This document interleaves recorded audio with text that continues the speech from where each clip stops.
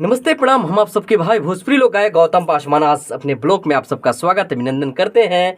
जय भीम, जय बाबा चूहरमल, जय पासवान समाज। आज सिंगर गौतम पासवान ब्लॉग में आप सबका स्वागत अभिनंदन करते हैं। बहुत दिनों के बाद अपने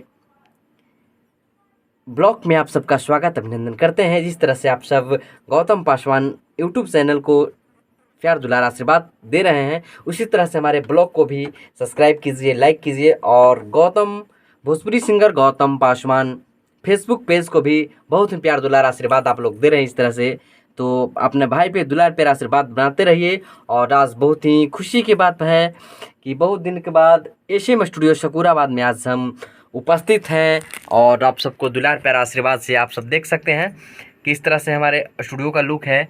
और बहुत सारे लोग अभी हमारे स्टूडियो में हैं, लेकिन सब लोग खाना खाने गए हैं।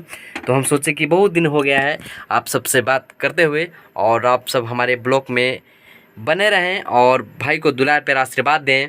और सिंगर गौतम पासवान ब्लॉग को आप सब स्वागत, सब्सक्राइब करें, लाइक करें। और भाई को जो भी अगर बोलने में या गाने में कोई तरह से अगर दिक्कत होता है तो आप लोग बता सकते हैं, कमेंट करके समझा सकते हैं।